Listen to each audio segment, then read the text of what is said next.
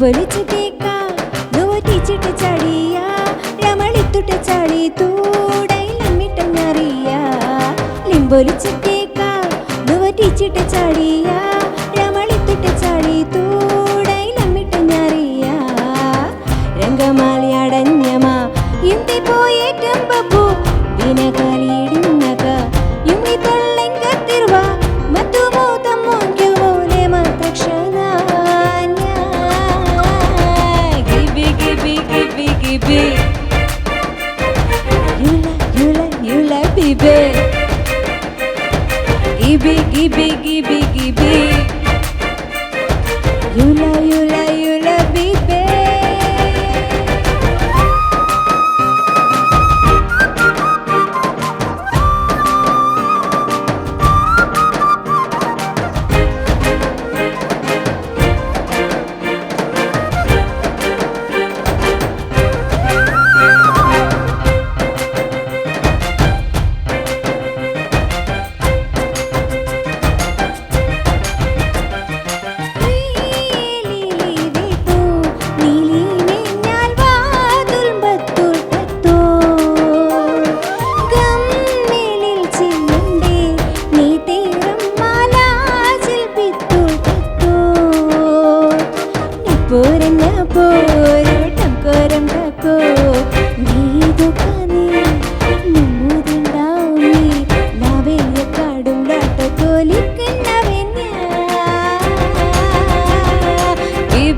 Gibi gibi gibi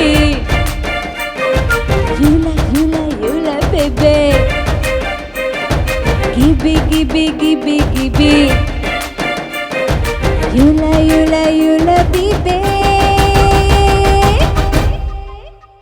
നമസ്കാരം Reshma, welcome to കഥ പറയും പാട്ടുകൾ. രംകാസ്മാനാങ്കുത്തേ അയ്യോ, രംദാസ് മാനാ കൂത്തേ എന്ത്? രംകാസ്മാനാങ്കുത്തേ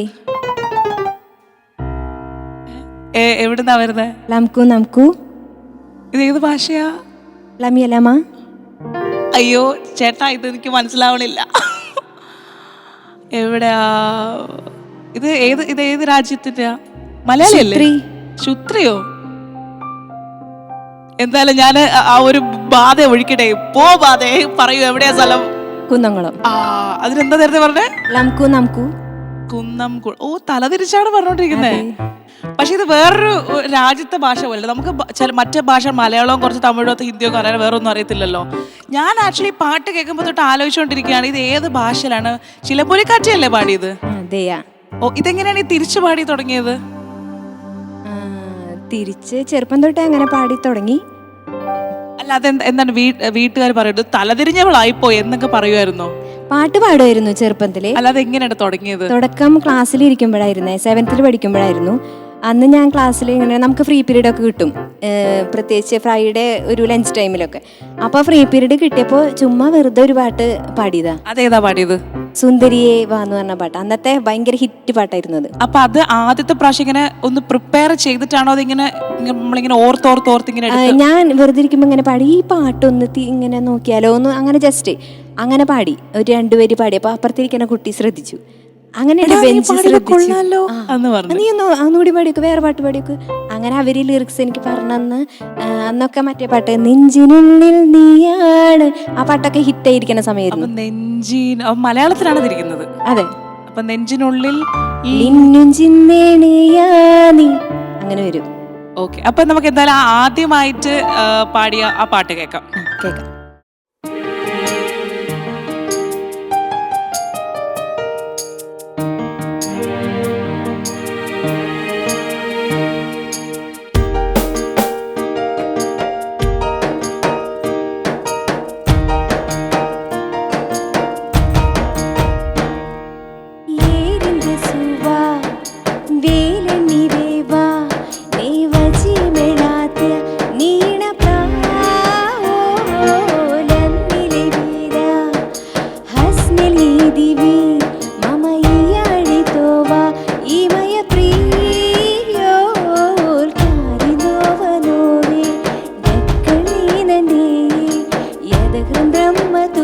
Juvenile, yeah, oh, yeah, in the suva.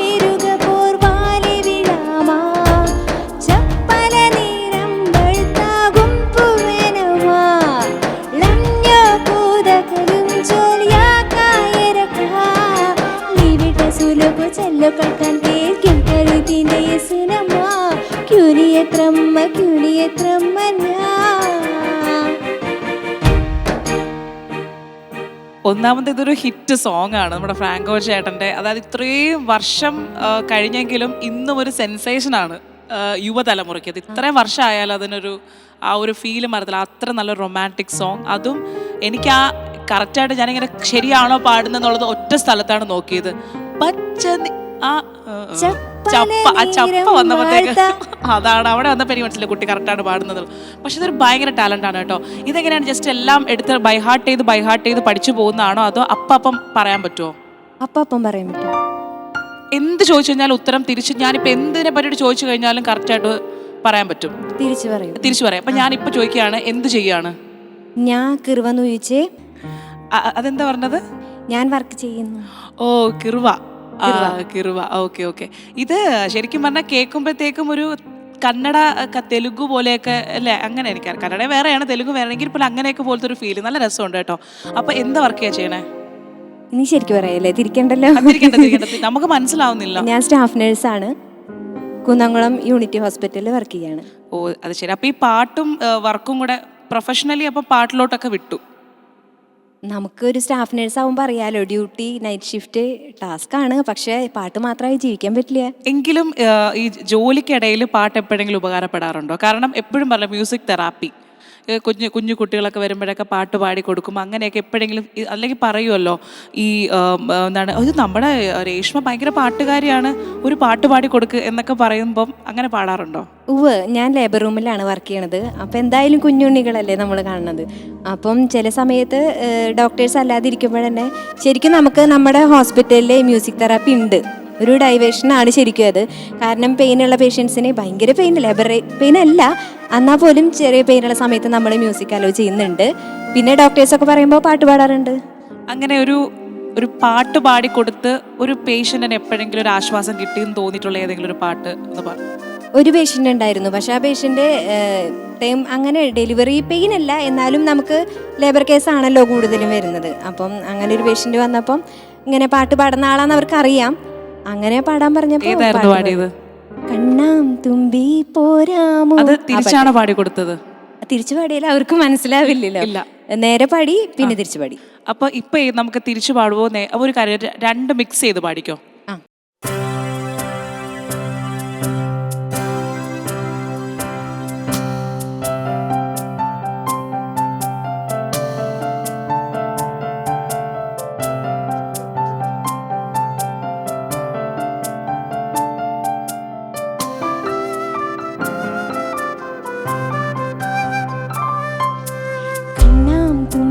പോരാമോ നിന്നോ ഇഷ്ടം നീ മോടാക്കൂ, നിന്നിതിടാക്കൂ ലോലായി നീലിയൂലം കാപ്പു തമിഴിക്കായി രമണികിരം ലോണാത കളിയാടാമീ കിളിമരത്തണലോരം വിത്തൂണം കാമോരാപ്പോ നിന്നോ ഇഷ്ടം നീ മോടാക്കൂ നിന്നിതിടാക്കൂ ലോലായി നീലിയൂലം കാപ്പു.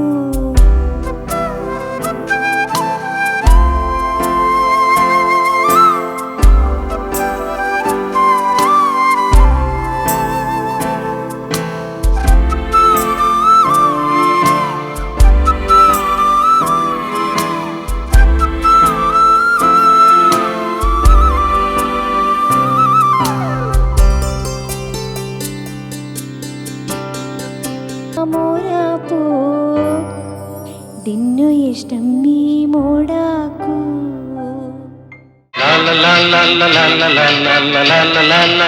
ആകെ മനസ്സിലായത് മൂഡാക്കൂ എന്നുള്ളത്. എന്തായാലും നല്ലൊരു മൂഡ് കിട്ടിയിട്ടുണ്ട്. കാരണം ഇത് അത്രയും നമ്മൾ ആ ഒരു എന്താണ് നമ്മുടെ അനിയത്തിക്കുട്ടി അങ്ങനെയൊക്കെ ഉള്ളൊരു പാട്ടാണെങ്കിലും ഇത് അത് ആ ഒരു ഫീൽ അല്ല എനിക്ക് ശരിക്കും.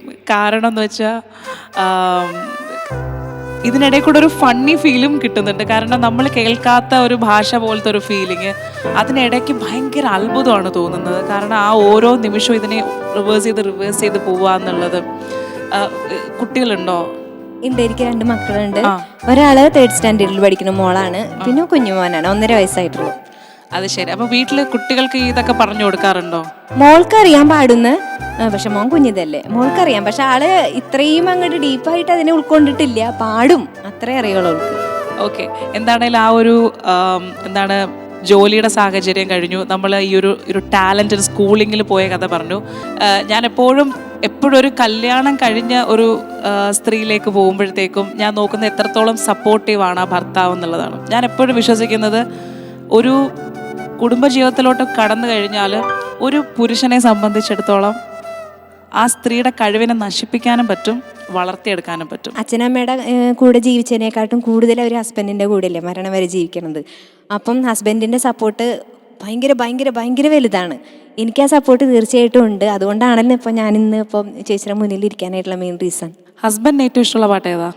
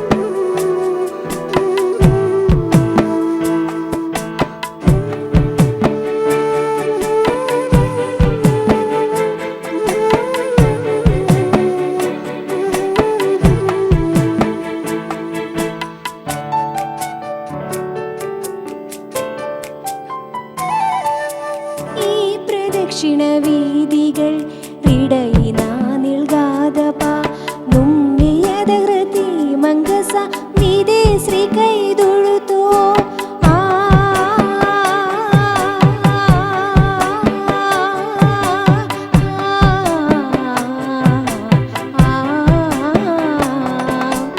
ഈണക്ഷിത പ്രഗാദിവി ഇടയിനാ നിൽഗാതപ നുമ്മിയത ഹൃതി മംഗസ വിദേശി കൈതൊഴുത്തോ ലഗാണോ കനച്ചർ ആ ലംഘനം മൗനം തർക്ക് ലാമേ ലാമേ നുയുറിയ രാവുനിൽ ദിവാ നാം മോകം രാടിപ്പാ നിന്നിയോത്രം മാടിത്തേ ലോവന്നു വാലെന്നൈ നീ കുണ്ടവൻ്റേത നല്ലിമ്മൂ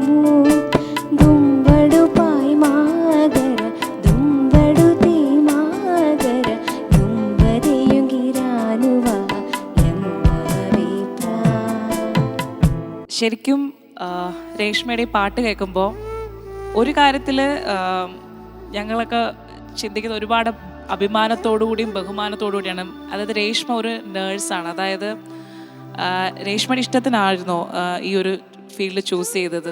ഇഷ്ടത്തിനായിരുന്നു എന്ന് ചോദിച്ചാൽ അന്ന് ഇത്രയും നമ്മൾ മെച്യൂർഡ് അല്ല. +1 +2 പഠിച്ചു. പക്ഷെ എൻ്റെ അമ്മയുടെ നിർബന്ധമായിരുന്നു നഴ്സിംഗ് പഠിക്കണം എന്നുള്ളത്. എനിക്ക് നഴ്സിംഗ് എന്താണോ അതിൻ്റെ ഇമ്പോർട്ടൻസോ അന്ന് അറിഞ്ഞിരുന്നില്ല. അപ്പോൾ അന്ന് അച്ഛനമ്മയുടെ ഇഷ്ടം, പിന്നെ നമ്മളും എന്ന് ഒരു ജോലി എന്നുള്ളത് മുഖ്യമായിരുന്നു. അപ്പോൾ എൻ്റെ അമ്മയുടെ നിർബന്ധത്തിനാണ് നഴ്സിംഗ് ചൂസ് ചെയ്തത്. ജോലി ചൂസ് ചെയ്ത് ഇപ്പോൾ ആ ഒരു വർക്ക് ചെയ്തുകൊണ്ടിരിക്കുമ്പം അതിൻ്റെ എന്താ ഫീൽ കിട്ടുന്നത്? അന്ന് ഞാനൊരു പക്ഷെ നഴ്സിംഗ് തിരഞ്ഞെടുത്തില്ലായിരുന്നു എങ്കിൽ ഭയങ്കര അധികം ഡിസപ്പോയിൻറ്റഡ് ആയിരുന്നേനെ ഇന്ന് ഞാൻ. കാരണം ജോലി എന്ന് പറയുന്നത് ഏതൊരു പെൺകുട്ടിക്കും ഇന്നത്തെ കാലത്ത് ജീവിക്കണമെങ്കിൽ ജോലി വേണം, അല്ലാതെ ജീവിക്കാൻ പറ്റില്ല, ഉറപ്പായിട്ടും പറ്റില്ല. അപ്പോൾ അന്ന് ഞാൻ നഴ്സിംഗ് തിരഞ്ഞെടുത്തില്ലായിരുന്നു വെച്ചെങ്കിൽ വളരെയധികം എനിക്ക് നഷ്ടമായിരുന്നു. കാരണം ഇത് ഈ നഴ്സിംഗ് എന്ന് പറയുന്നത് ഒരു ശരിയാണ്, ലോകത്തിൻ്റെ എവിടെ പോയാലും ജോലിയാണ്. പക്ഷെ അതിലുപരി ശരിക്കും ഒരു ഡോക്ടറിനേക്കാളും ചിലപ്പം ഒരു പേഷ്യൻ്റ് ഏറ്റവും കൂടുതൽ കണക്ട് ചെയ്തിരിക്കുന്നത്. അതായത് ഒരു വലിയ സേവനമാണ് ഓരോ നഴ്സുമാരും. അത് നമുക്ക് എത്ര നമ്മൾ അഹങ്കരിച്ചാൽ, എത്ര നമ്മൾ കാശിൻ്റെ പുറകെ പോയാലും ഒരു ചെറിയൊരു ജലദോഷം വന്നു കഴിഞ്ഞാൽ എല്ലാ മനുഷ്യരും അങ്ങ് കുഞ്ഞാവും. നിങ്ങൾക്ക് അറിയാമായിരിക്കുമല്ലോ. ശരിക്കും മാലാഖമാരെന്നാണ് നമ്മളെല്ലാവരും, ദൈവവും മാലാഖയായിട്ടാണ് ഡോക്ടർമാരെയും നഴ്സുമാരെയൊക്കെ കാണുന്നത്. ശരിക്കും ആ ഒരു വ്യക്തിക്ക് പാടാനോട് കഴിവ് കിട്ടുക എന്ന് പറഞ്ഞാൽ അത് നെക്സ്റ്റ് ലെവലാണ്. ഒരു നേഴ്സ് അതായത് പാടാൻ പറ്റുന്നു, അപ്പം കൂടുതലാണ് നമുക്കൊരു പേഷ്യൻറ്റുമായിട്ട് കണക്ട് ചെയ്യാൻ പറ്റുക എന്നുള്ളത് അല്ലേ? അങ്ങനെ തോന്നിയിട്ടില്ലേ? അതെ അതെ, തീർച്ചയായിട്ടും. അപ്പം എന്താണേലും രേഷ്മയുടെ വിശേഷങ്ങളൊക്കെ നമ്മളിങ്ങനെ കേട്ടോണ്ടിരിക്കുകയാണ്. നമ്മളിങ്ങനെ ബാക്കി വെച്ചത് ഒരു പ്രണയ കഥയായിരുന്നു അല്ലേ? അപ്പം നമുക്ക് എന്താണെങ്കിലും ഈ എപ്പിസോഡ് ഇവിടെ വൈൻഡപ്പ് ചെയ്യാനുള്ള സമയമായിരിക്കുകയാണ്. ഈ ഒരു കഥ കേൾക്കാൻ വേണ്ടിയിട്ട് നമ്മുടെ പ്രേക്ഷകരും ഞാനും എല്ലാം കാത്തിരിക്കുകയാണ്. പക്ഷെ അടുത്ത എപ്പിസോഡിലായിരിക്കും നമ്മൾ കഥ പറഞ്ഞുകൊണ്ട് പാടാനും പോകുന്നത്, കഥ പറയും പാട്ടുകളിലൂടെ. കഥകൾക്കായിട്ട് നമുക്ക് കാത്തിരിക്കാം. അടുത്ത എപ്പിസോഡിൽ നമുക്ക് വീണ്ടും കണ്ടുമുട്ടാം. അതുവരേക്കും നന്ദി, നമസ്കാരം.